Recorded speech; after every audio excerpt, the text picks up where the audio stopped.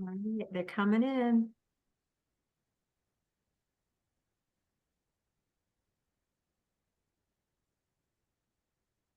All right, Holly, if you want to go ahead and talk a little bit about this video that Yes, we're about to show. yes. Hi there, everybody. Thanks for joining us today. You know, we always start with a video and we end our session with a video. So this morning, we're going to start with the Warrior's Prayer by Nakoa Heavy Runner, who is singing, and Superman, our friend, is the visual person dancing. So enjoy this.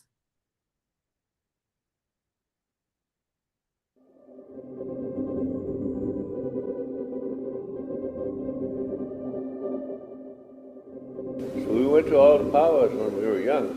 At that time, children could not dance. Only people over 50 years of age could dance. Most people do not know this, that the government forbid children to dance Indian. And that was so they could wipe out the culture of the young people, and then finally the new generation would never know what happened, never know what happened.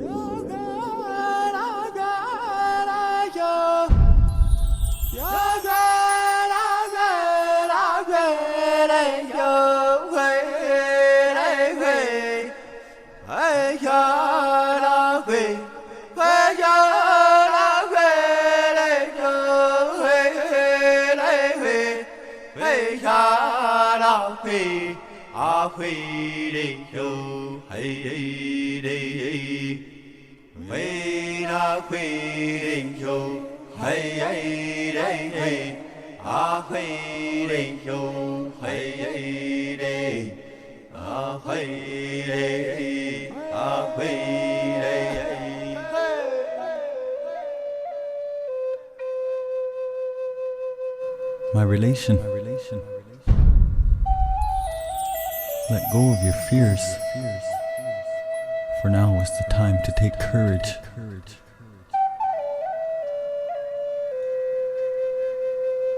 My relation, look. For this is a beautiful life. Beauty is everywhere. You are here today, my relation. And nothing is more beautiful than that.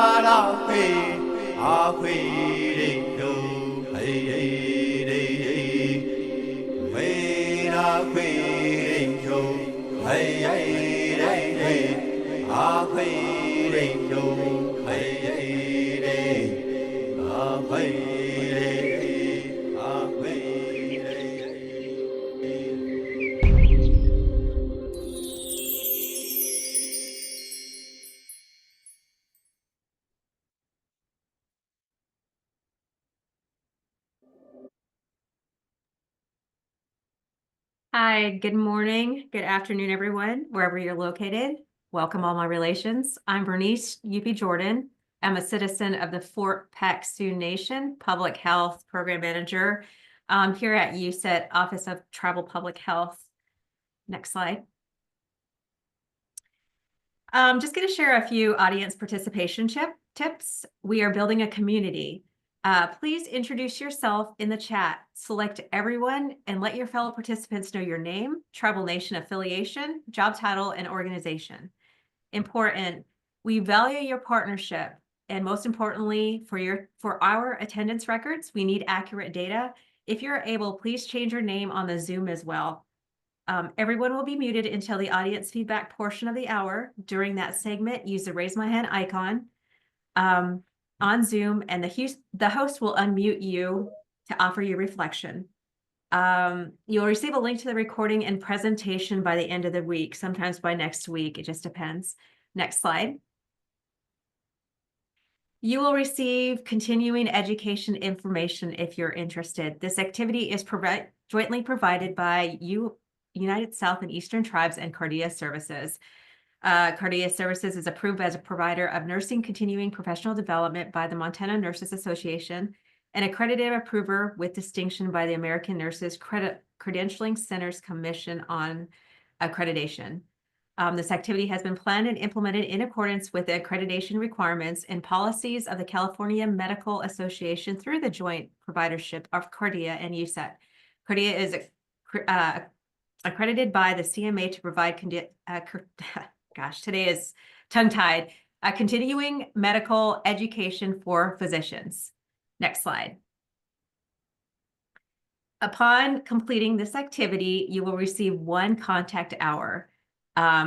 So you will need to continue this whole entire CE activity, complete the online evaluation, which will be available at the conclusion of the meeting and within 2 weeks of the event, and submit an online CE request within 2 weeks of this event.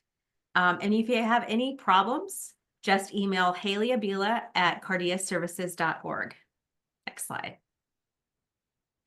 There are no relevant financial relationships with ineligible companies for those involved with the ability to control the context of this activity. Next slide.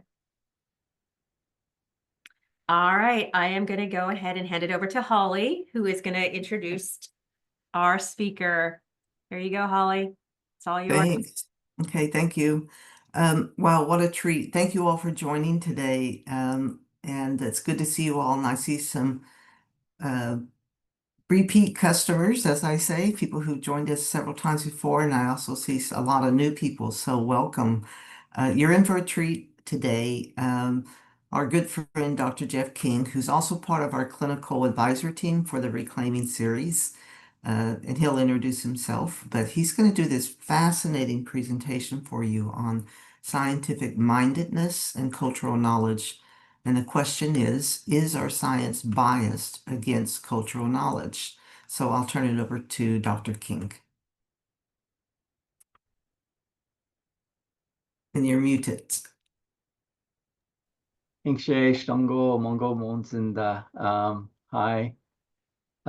Glad to be here and give this presentation. This is a presentation that's very dear to my heart because I've seen its play out in terms of mental health care.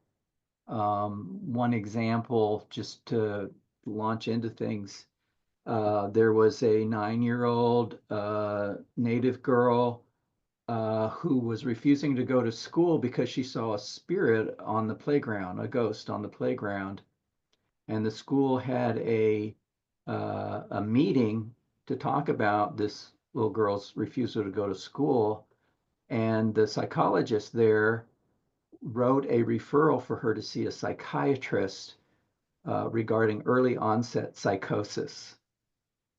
And so clearly, you know, in that culture, seeing spirits was not an unusual thing. So you can see where these kinds of things come from. One other example was that when I was at when I worked for IHS, we were talking about medications, and I asked if the doctors checked whether their patients were using folk remedies because they might be contraindicated with the medicines that they're prescribing. And the director of the medical program leaned over to another doctor and said, yeah, and maybe we should have them bring their crystals too. And he just had such a negative attitude. And I just thought, well, how pervasive is this? And then also in graduate programs and undergraduate programs, scientific knowledge, and we'll get into this, is held as the platinum standard for all ways of knowing, and indigenous ways of knowing are put down and seen as less valid. So that's what this research is about, was to actually demonstrate that these things are prevalent in our systems. Next slide, please. So to kind of highlight what's been going on historically, is that just as recent as 2018, National Geographic finally admitted that through, it's sort of the layperson's scientific presentation, that National Geographic confessed or admitted that throughout their history, they portrayed people of color at the bottom and white people at the top.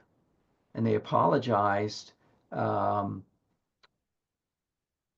just in 2018. And we're talking about a magazine that has been, sort of central to many people for gosh, how many years since National Geographic has been? Holly is saying I need to introduce myself a little bit more, so let me back up and do that. I am a tribally enrolled member of the Muskogee Creek Nation. I was thinking earlier today, my mother and Holly went to the same boarding school. My mother attended in the 1930s. Holly was there in the 70s, I believe. So Yes. that was Chilocco in Oklahoma. I am a clinical psychologist by training, and I've worked in Indian country for over 30 years. Holly and I have been involved at the national level and international level, advocating for cultural competence and addressing the disparities in behavioral health for Native people. I was a professor at Western Washington University for 17 years, and now I have a private practice, and I try to stay involved in things that are going on in Indian country. So yeah, I was director of Native American counseling in Denver for about 13 years. Worked for IHS for a couple of years, serving the Taos Pueblo and Picaris Pueblo in New Mexico. So, all right, then back to the presentation.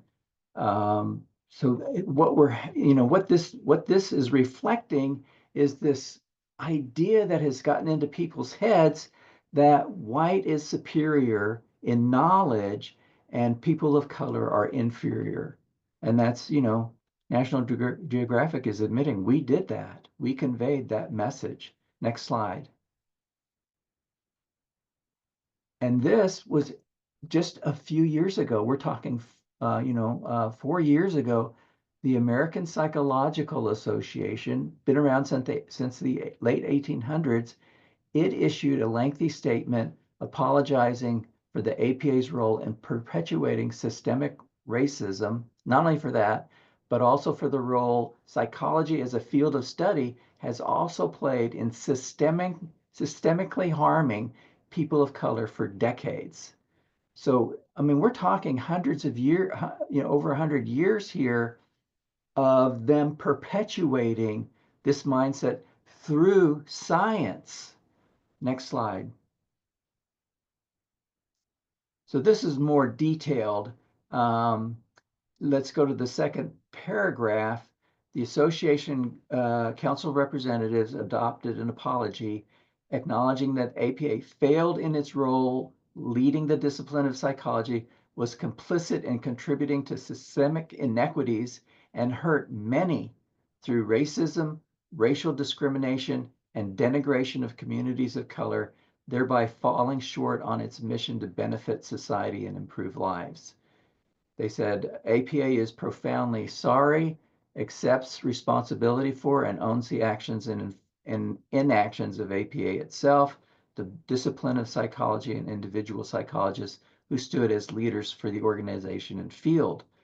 And it's my own bias here, and this is what this study is about, is that even though there's these apologies, they're still in the back of people's minds holding this standard of Western science as the platinum standard by which everything is measured against.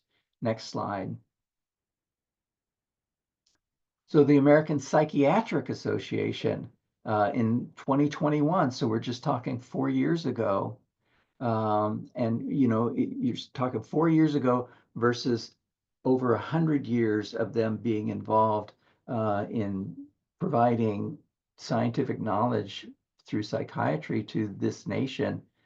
They acknowledge their role in perpetuating structural racism that hurt Black, Indigenous, and people of color. So here we go, these top organizations in behavioral health and so on, acknowledging, thank goodness that they have, but acknowledging their historical involvement in perpetuating these notions. Next slide. So this study was based on sort of these notions that have been prevalent throughout our nation's history towards people of color, Indigenous people included. But the purpose of this study is that Western scientific values have dismissed other ways of knowing, neglected to seek out others' unique epistemologies or ways of knowing. They deemed their own values as superior. That's that platinum standard I was talking about. And they assumed the role as judge to determine whether others' values and scholarships were credible or not. Like, because we have the platinum standard, then we have the right to judge whether your systems are valid or not. That's that doctor saying, yeah, maybe we should ask them to bring their crystals too, you know, judging these Indigenous people. So this has created a great gulf between Western science and cultures that don't embrace these same values. And it's contributed to a history, which we've just seen people acknowledging, that's created huge disparities in health and mental health. And I don't know how many of you know, but there are data out there that show that there are huge disparities in the quality and care that Indigenous people receive compared to white people in our system. And those disparities have existed ever since we've been measuring them, and they continue to get worse.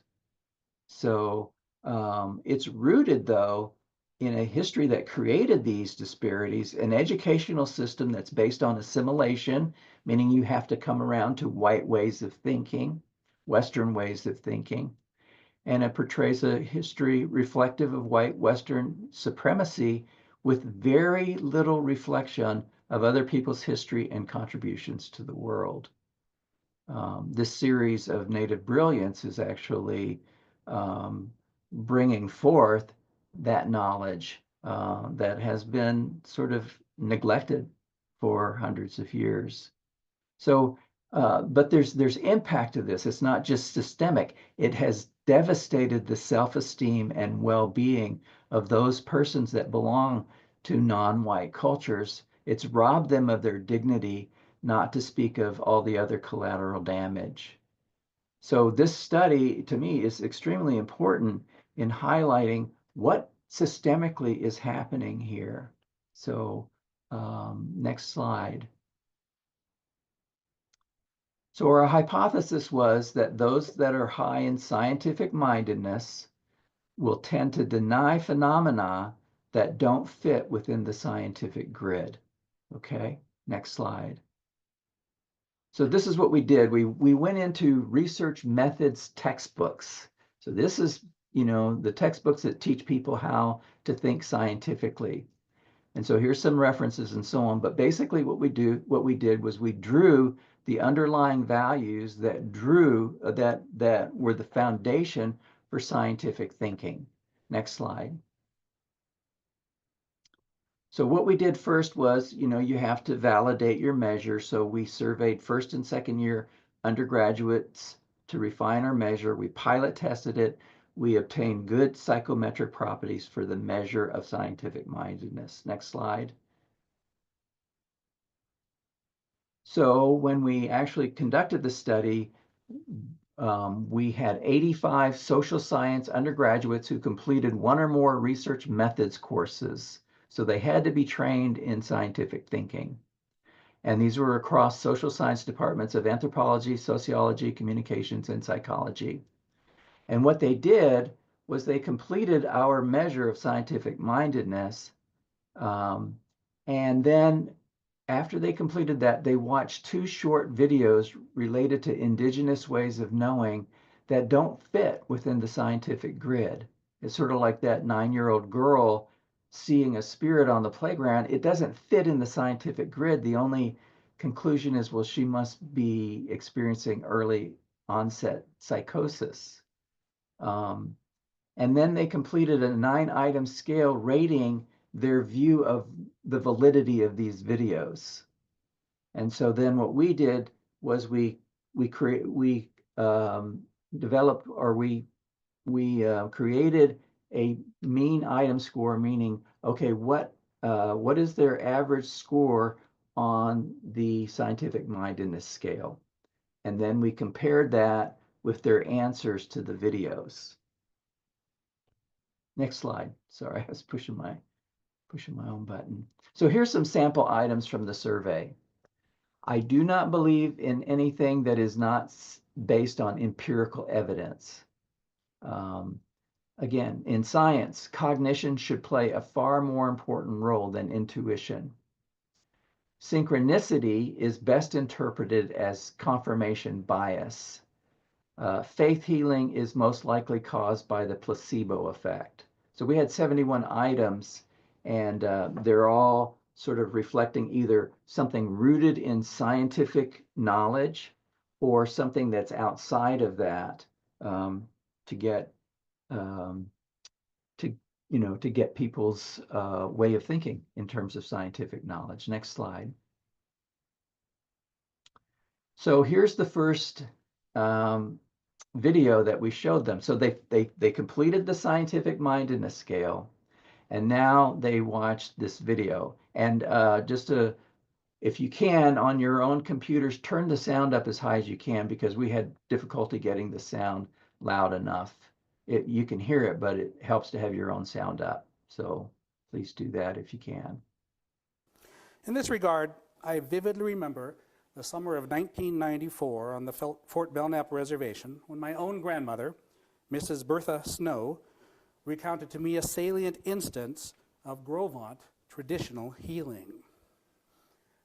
Originally told to her by her own father, Grandma's account was set in the early reservation days and featured an old-time Grovant healer named Stiffarm, whose ceremonial healing protocol involved the ritual animation of a ferret pelt.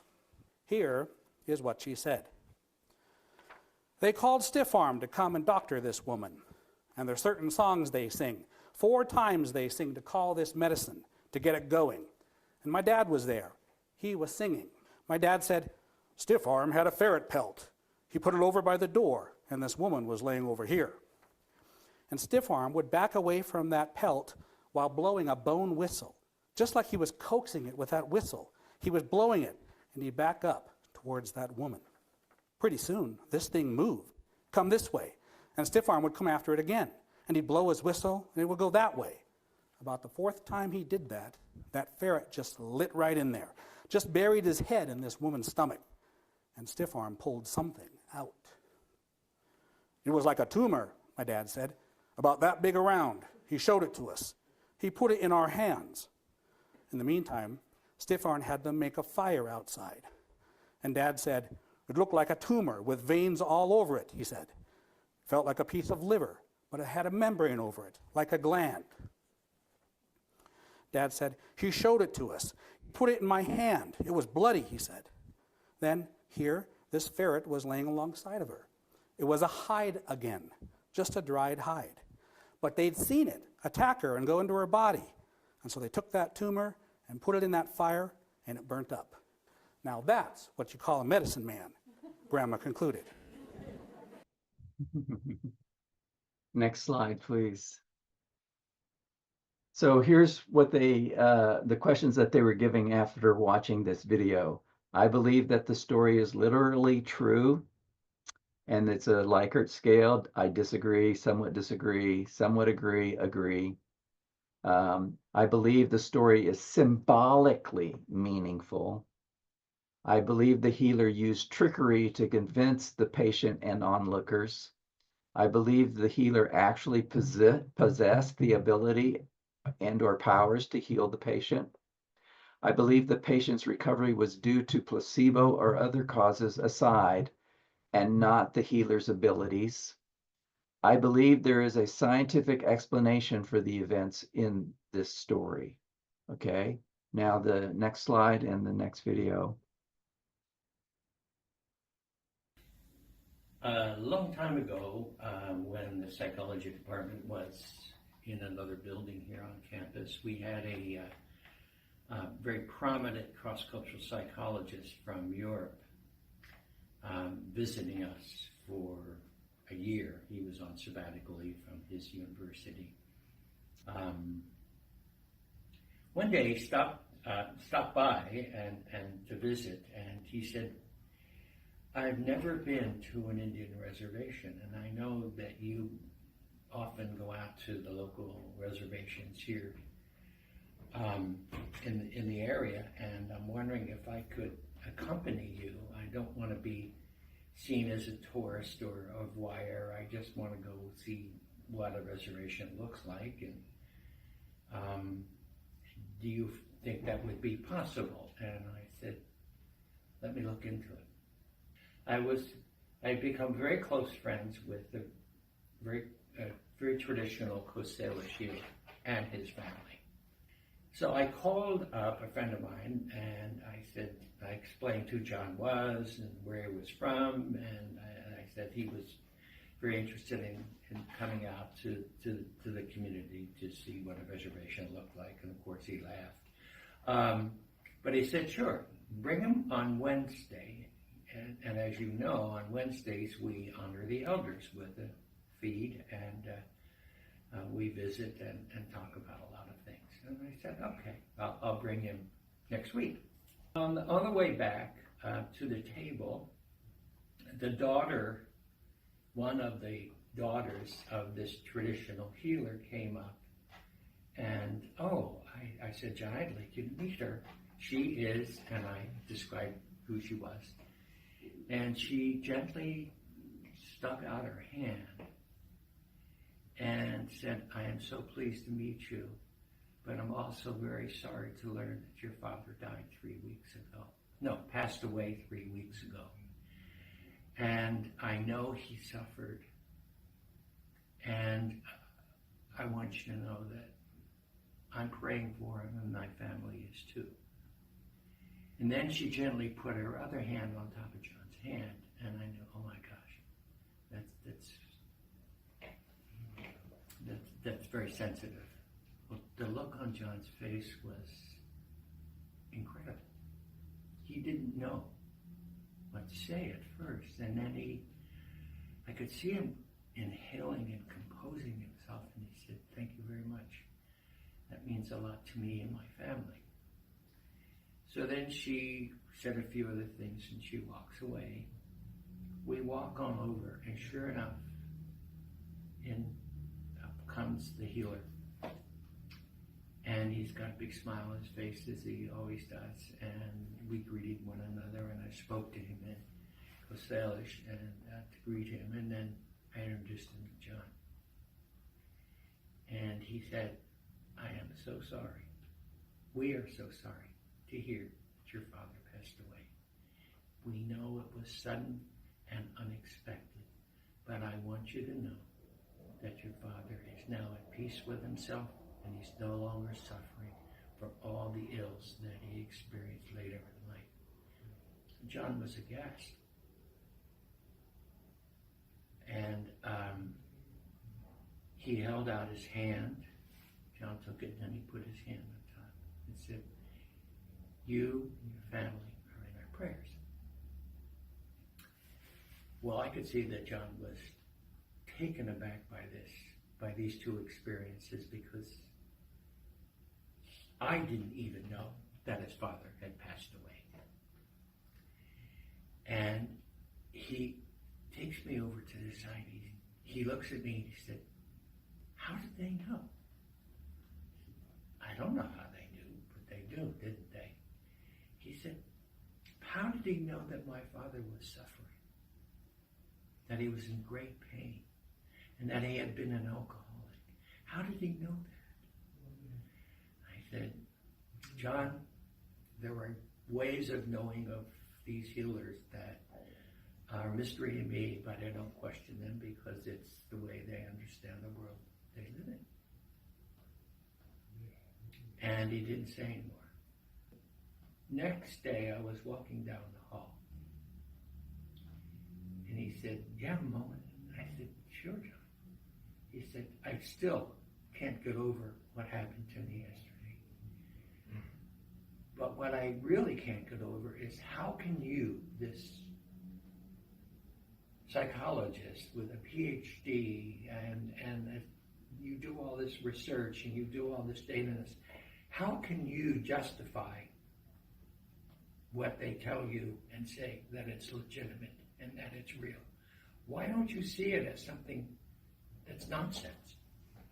And I said, "I don't. It's just part of who I am and part of what I believe." And he shook his head and walked away. About a month later, I had the same encounter with him.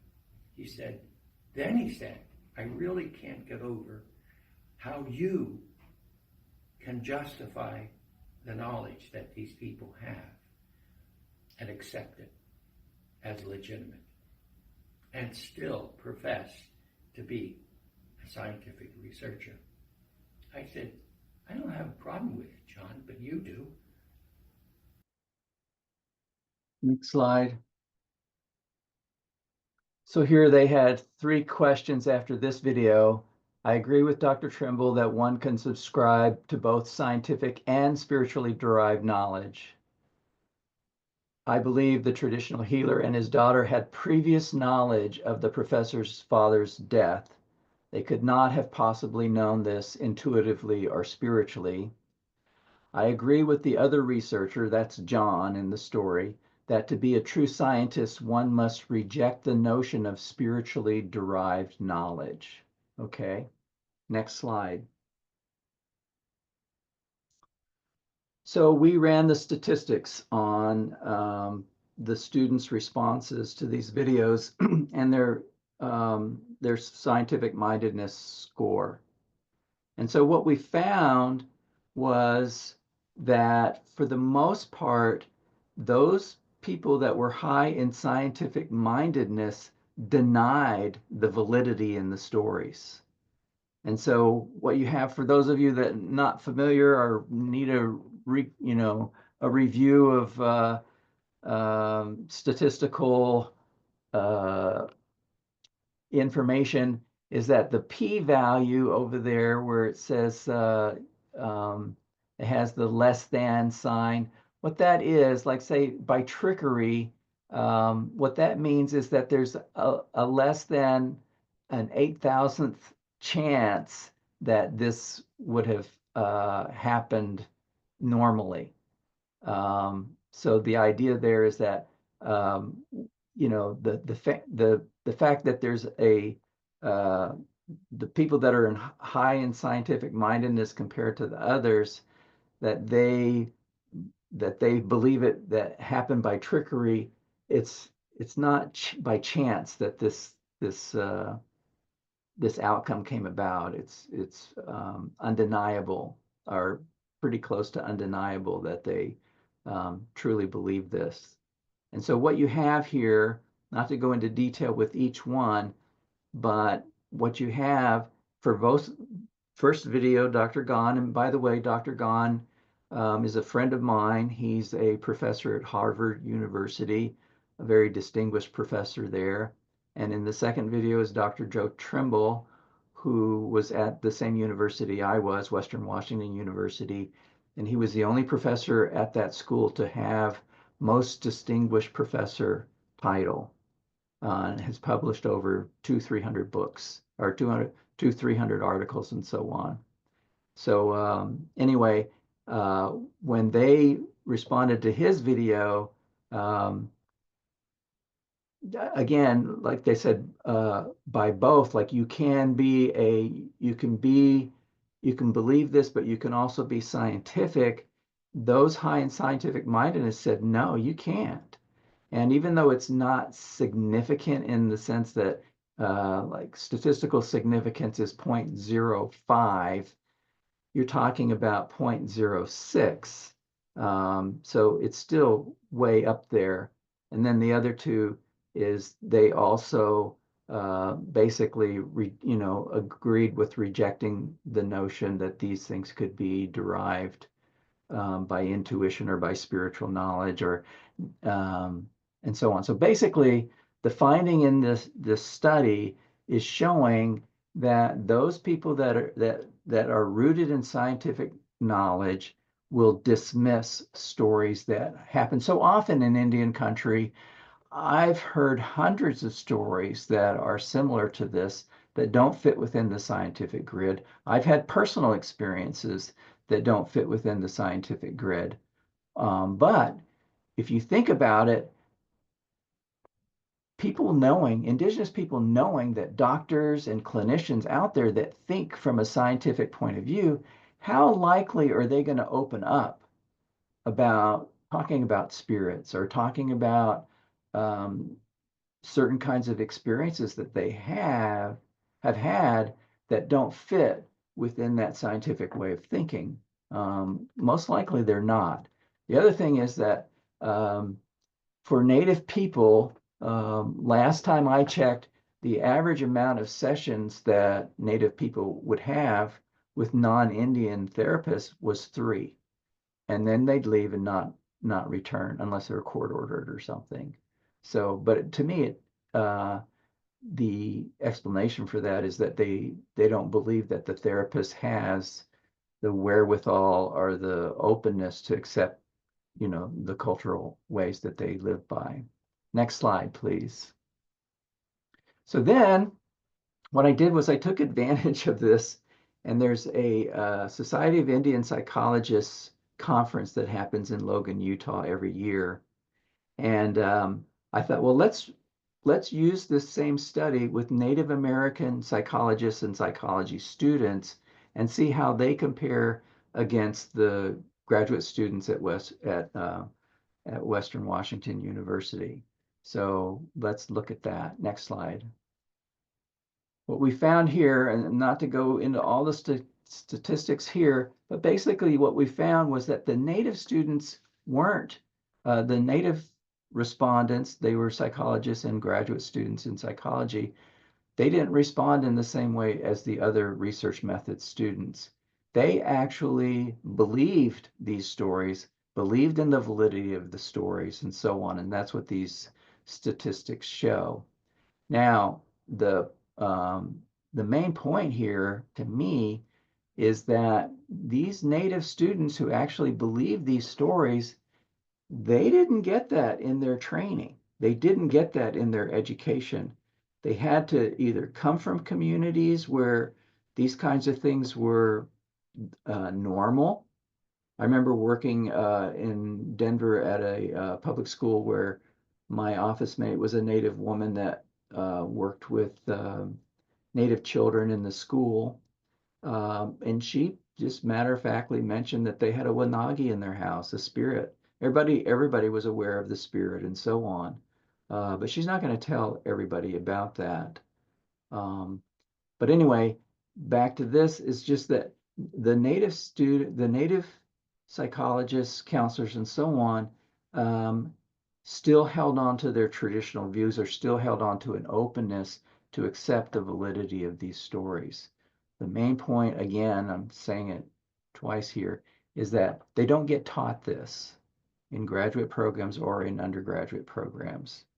Next slide, please. So our conclusion is scientific mindedness appears to be highly correlated with dismissing or discrediting phenomena that cannot be explained by science. Training in scientific thinking leads to bias toward non-Western cultural ways of knowing. This has implication for further investigation into effects of scientific mindedness dismissing cultural knowledge. What are the consequences? And that was the main reason for conducting the study, is when cultural ways of knowledge are dismissed or invalidated, what is the impact on communities and on individuals that belong in these Native communities, indigenous communities? And another really important point is the implications for education and training. Are we training students to dismiss these ways of knowing And how does this play out in terms of counseling and other kinds of community interventions? This is huge stuff. I mean, if scientific knowledge is held as the platinum standard and it leads people to dismiss things that don't fit within it, there's huge consequences to that. So, and with scientific projects and so on, you have these final thoughts and so on. So yeah, we'd like to make the measure more streamlined, maybe not 71 items. If we can get it to maybe 35 or 40 items. And then you can apply more sophisticated statistical methods to the study itself. We could use different video clips. I'm in touch with the National Latino Behavioral Health Association. I've presented this to them to say, maybe there's things going on in your culture as well, where there's scientific, there's spiritual events, and I know that there are. I've heard countless stories. Maybe you could come up with your own video clips of things that happen in your culture that don't fit within the scientific grid, and see how people that are trained in scientific mindedness respond to that. I also would like to get Indian Health Service involved. I think it'd be wonderful if they were able to take this study and give it to the clinicians that work in Indian Health Service throughout the country, just to find out how are counselors that are serving Native communities, how do they think? That would be extremely useful data. And I am in touch with them about this possibility. And then, using this measure with other populations as well. So those are sort of future plans with that. Next slide, please. Thank you so much for listening to this. To me, it's very, very critical. I can't tell you how many times where I've run into where scientific mindedness has conflicted with indigenous ways of knowing, and people are, their thoughts are dismissed immediately. And this even has implications when things go to court. The consequences, the implications, and so on of this particular dynamic, as found in this study, are humongous for Indian country and for other cultures. So now I'll open it up for comments and questions. Moro. Thank you, Jeff. And you're right, humongous. And I think about Native students who are pursuing their higher education in the field of psychology and related fields, and what they have to learn and what they have to be exposed to in order to receive those credentials, in order to be a billable service provider in the local clinic, and the conflict between Native ways of knowing and science. And I love the title of your presentation. And I think in general, we know the answer, that the scientific mindedness is against cultural ways of knowing. And in general, everyone pretty much will say yes. However, your presentation drilled down on that. And I just really thank you a lot for this. And now I'll turn it over to Livia, and Livia leads our audience reflections. Thank you so much, and thank you, Dr. King. There's a couple of reflections in the chat. One of them is from Ian Terrell, and he basically says, it would be interesting to see a question on how scientists feel their own religious views relates to their work, how religious faith relates to healing. And I don't know if you have any thoughts on that, or if that was a question that was explored at all. In my work with cross-culturally, and that includes, I attended 2 cross-cultural conferences in India where traditional knowledge was presented there. And time after time, the speakers there would sort of give a caveat before they talked about yoga and its role in mental health or other Ayurvedic herbal knowledge or energy knowledge and so on. But they would all, in the beginning, say, we know that science, dismisses this kind of knowledge, but we know that it actually works. So they acknowledged that they were up against a standard that was so pervasive that every single one of them had to address that issue before talking about their own studies. And I know that in psychology and in counseling and so on, if you have a spirituality, my understanding is ethically, you're not allowed to talk about spirituality unless your client brings it up first. Secondly, the question is, well, to what extent does the counselor have a spirituality about them if they're very Western minded and tend to dismiss anything spiritual? I remember one time when I was in grad school, there was a person that was applying for a job. So they were given a job talk. And they were talking about spirituality in the African American community. And, the church, especially in the South, was the center point for African American people to meet and so on. And he was talking about how spirituality was a coping mechanism, a very powerful coping mechanisms for African American communities. And the people around me these were psychology students. They were passing notes to each other saying, what in the hell is he talking about? And then another note said, God only knows. And so they were putting down this person that was presenting on spirituality. So I would say that's more the common thing. The other thing is that you cannot present your spiritual views in a session with a client that hasn't acknowledged theirs first. That's called taking advantage of a vulnerable population. And I tend to agree with that. So it's only until clients bring up their spirituality and so on that you can share your ideas if they're congruent with your clients. That's my understanding. Thank you so much. I do have a private IM too, and the person is just asking, could you share some examples of impact on care when providers believe stories to be literally true? When providers agree that the stories are literally true? Oh, believe yeah. the stories to be literally true. Okay. Well, a really great example is what Navajo Nation has done is they've actually hired traditional healers as hospital staff.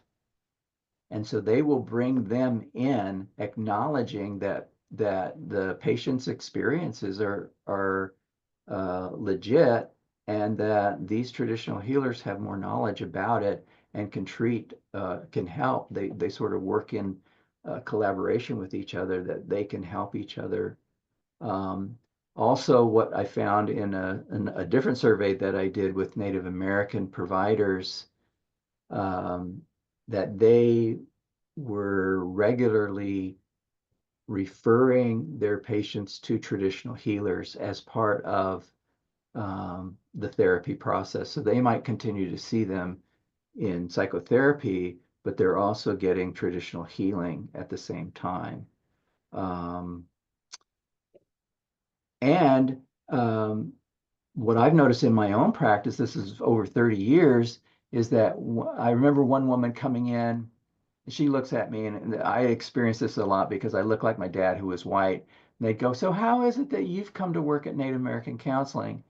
And I explain my background, my tribal background, and so on. And you can just see people relax, And then this one woman, she was like, well, I'm from South Dakota, and my parents go to Sweat Lodge.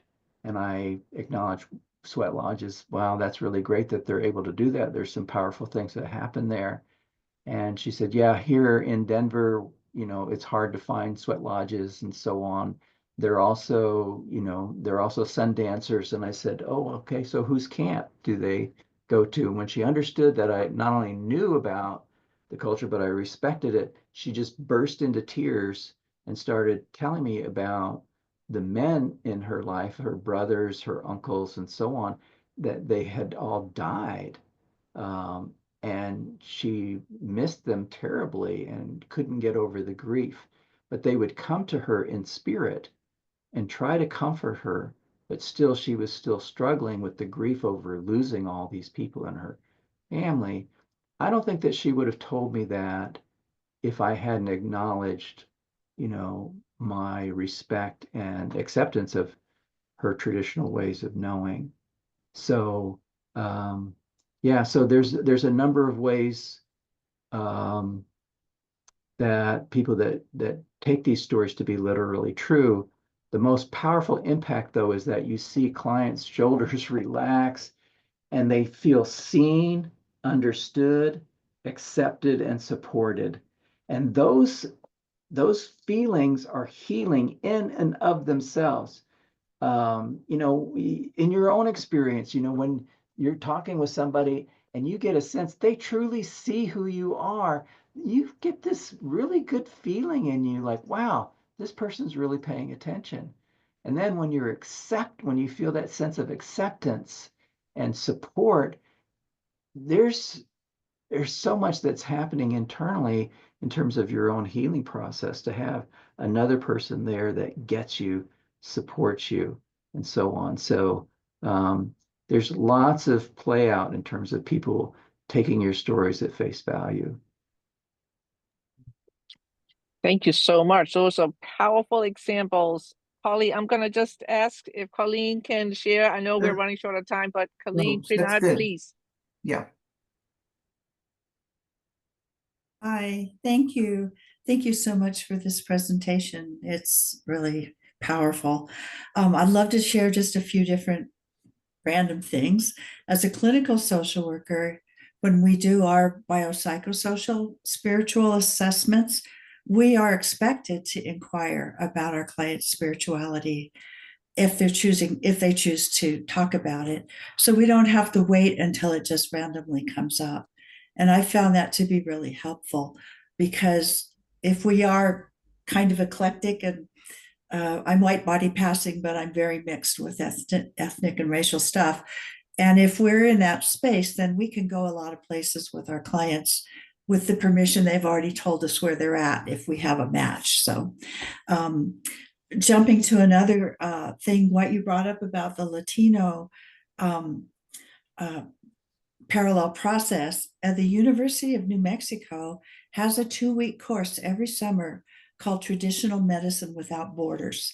And healers, curanderos from Mexico and other south of the border. Now they probably will only have local healers, but the indigenous, the native tribal people in the area also come.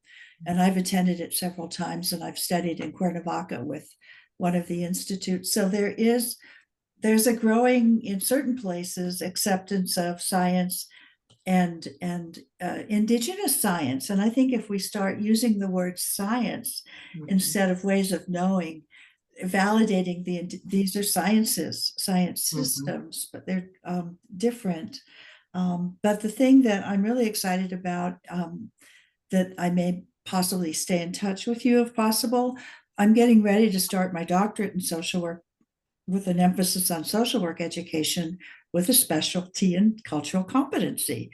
And I really am concerned with 44 of our 50 states now having outlawed the teaching of the real history of this country through what they're calling critical race theory.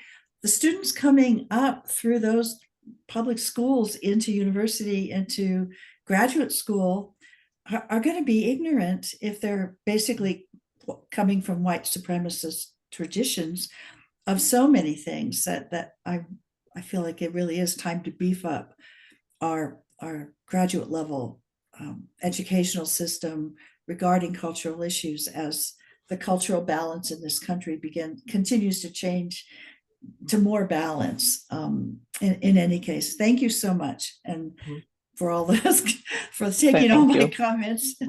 Yeah, thank you.